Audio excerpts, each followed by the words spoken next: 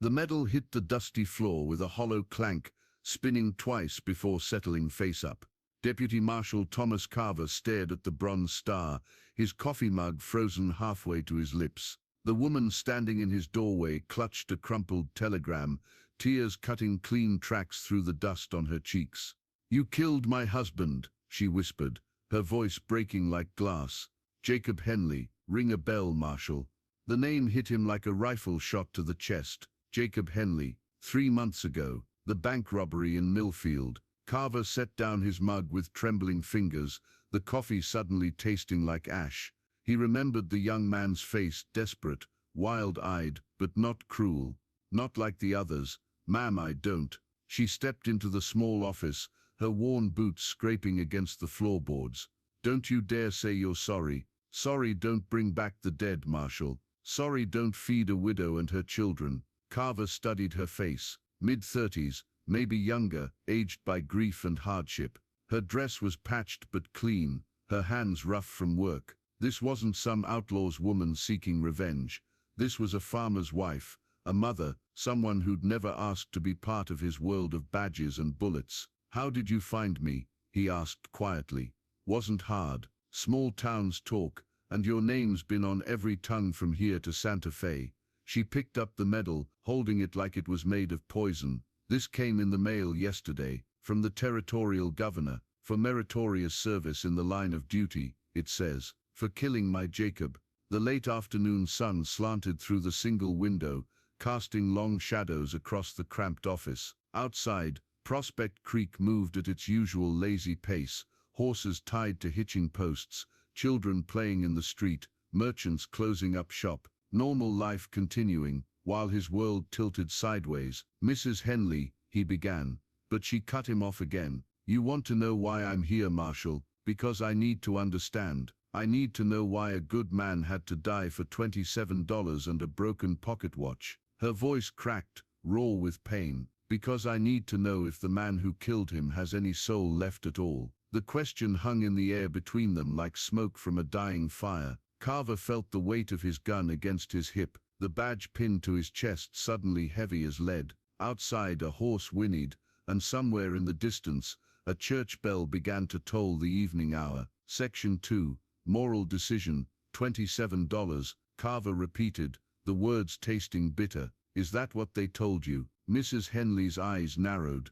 "Don't you mock me, Marshal. Don't you dare. I'm not mocking anything." He stood slowly, his chair creaking. "Your husband and 2 other men robbed the Millfield Bank, but they didn't get $27. They got nothing at all." The silence stretched between them like a taut wire. Mrs. Henley's grip on the medal tightened until her knuckles went white. "That's impossible. Jacob would never." She stopped, something flickering across her face. Fear maybe, or recognition. "The bank was empty when they hit it," Carver continued, his voice gentle but firm. "Cleaned out the day before by the owner, who'd been skimming from depositors for months. Your husband and his friends broke into a vault that held nothing but IOUs and empty promises." He moved to the window, staring out at the street where normal people lived normal lives. "I found them holed up in an abandoned mine outside town. They were arguing, panicked. The other 2 wanted to try another bank, but your husband, he wanted to go home, said he'd made a mistake." "Then why?" The words came out strangled. "Why did you have to kill him?"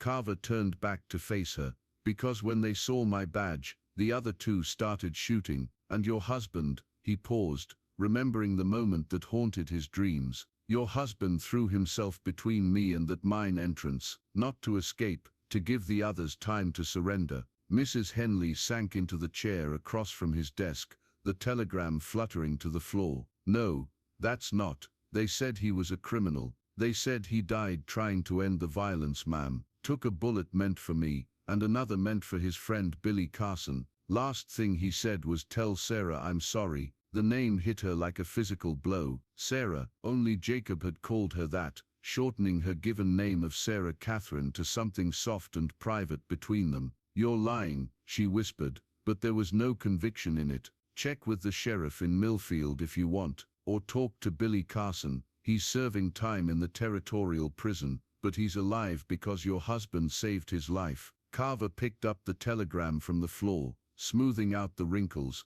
This says Jacob died in the commission of a crime. It doesn't say he died a criminal. Outside, the sound of approaching horses echoed off the buildings. Multiple riders, moving fast. Carver's hand instinctively moved toward his gun, then stopped when he saw Mrs. Henley watching him. Expecting trouble, Marshal? Her voice carried a strange note, not accusation, but something closer to concern. The hoofbeats grew louder, and through the window, Carver could see dust rising at the edge of town. 4 riders, maybe 5, coming hard from the direction of Millfield. Section 3. Danger arrives. The riders thundered into Prospect Creek like a storm front, their horses lathered with sweat and foam. Carver recognized the laid man immediately, Sheriff Wade Hutchins from Millfield, his face grim beneath the brim of his hat. Behind him rode 3 deputies, and another man Carver didn't know, but whose tied-down holster and cold eyes marked him as a professional gun.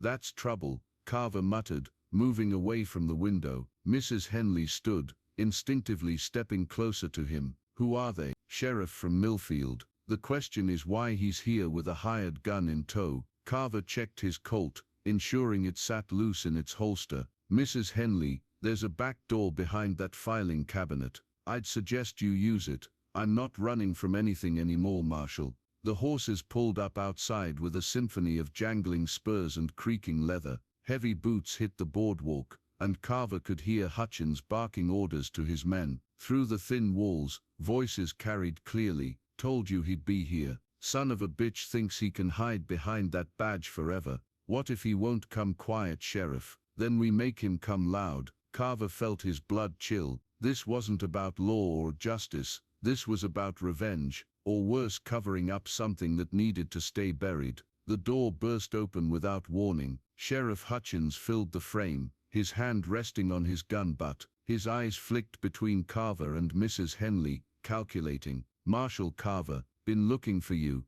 "Hutchins." Carver kept his voice level, professional. "What brings you to Prospect Creek, and why the extra muscle?" "Official business." Hutchins stepped inside, his deputies flanking him. The hired gun remained in the doorway, blocking any escape. "You're wanted for questioning in the matter of evidence tampering in the Henley Bank robbery case." Evidence tampering. Carver's mind raced. What evidence? Seems some money from that robbery turned up after all, hidden in your saddlebags during a routine search. Hutchins smiled, but it never reached his eyes. "Funny how things just turn up sometimes." Mrs. Henley gasped, her hand flying to her mouth. "Marshal Carver, is that true?" "No, ma'am, it's not." Carver kept his eyes on Hutchins. "But I'm guessing the sheriff here needs someone to blame for his town's banking troubles. Can't have folks knowing their money was stolen by the bank president, instead of some desperate farmers." Hutchins' face darkened.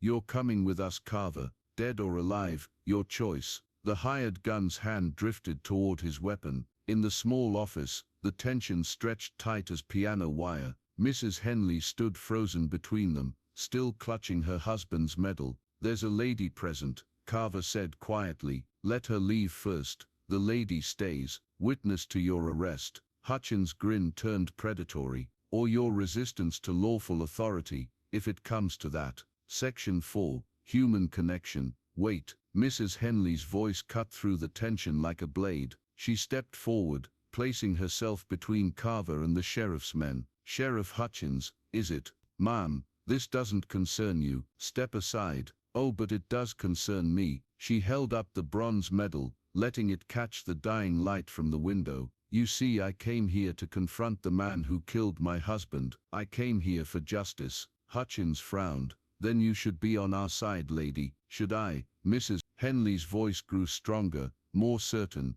"Tell me, Sheriff, when you searched the marshal's belongings and found this mysterious money, where exactly was it hidden?" "I don't see what that matters." "It matters because I know my husband, and I know the men he rode with." She turned to look at Carver, and he saw something new in her eyes. Not trust exactly, but the absence of condemnation. Billy Carson had a gambling problem, lost more money in poker games than most men see in a lifetime. And Pete Morrison, he'd been bragging about a big score for weeks before the robbery. Carver watched her put the pieces together, saw the moment when grief began to transform into something harder, more focused. But my Jacob was different. He only took risks when he was desperate, and he was desperate because our farm was failing. She faced Hutchins again. So tell me, Sheriff, if there was money to be found, why would a desperate man leave it behind? Why would he come home empty-handed to a starving family? Ma'am, you're upset.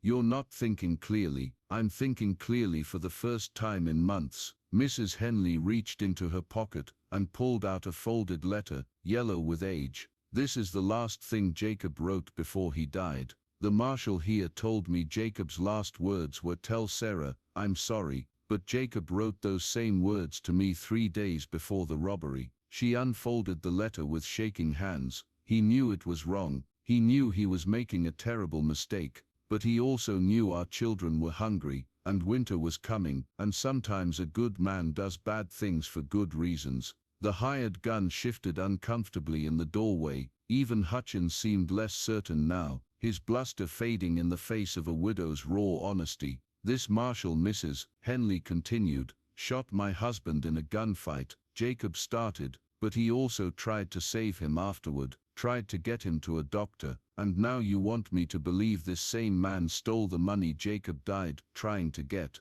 She looked directly at Carver then, and he saw forgiveness in her eyes, not complete, maybe not permanent, but real. Some men wear badges to hide their crimes, Sheriff. Others wear them to carry the weight of necessary sins. Which kind do you think you're dealing with here? Section 5, Full Resolution plus Epilogue. The silence stretched for heartbeats that felt like hours. Then the hired gun spoke up, his voice carrying a note of disgust. Sheriff, I didn't sign up to frame a lawman on a widow's watch. Find yourself another gun. He touched his hat brim toward Mrs. Henley. Ma'am. Then he was gone, his boots echoing down the boardwalk. Hutchins looked around at his remaining men, seeing doubt creeping into their faces. You're all fools if you believe this sob story. That money came from somewhere, from your bank president's private safe, Carver interrupted. The one you didn't know about until after he skipped town with half the county's deposits.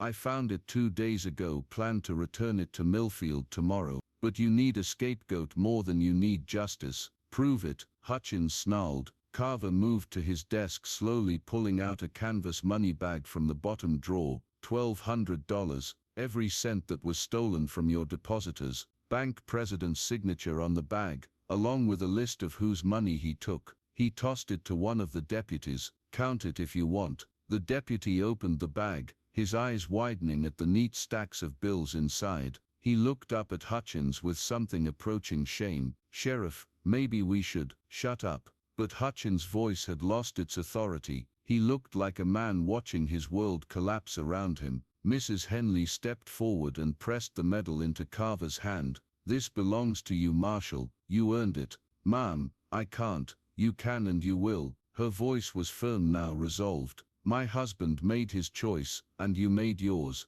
Both men did what they thought was right. That's worth remembering. She turned to leave, then paused at the door. Marshal, that money in the bag, there's enough there to help a lot of families get through the winter. Families like mine, whose men made desperate choices. Carver nodded slowly. I'll see that it gets where it needs to go. I know you will. After she left, it took another hour to sort out the mess with Hutchins and his men. In the end they rode back to Millfield with their tails between their legs and the truth burning in their chests. The money would be distributed to the families who'd lost everything when the bank failed. It wouldn't bring back the dead, but it might keep others from dying. That night Carver sat in his office, holding the medal up to the lamplight. Outside, Prospect Creek settled into evening quiet, the kind of peace that came hard and didn't last long in their part of the world. Years later, when folks talked about the day the widow came to town, they'd remember different things. Some would remember her tears, others her courage.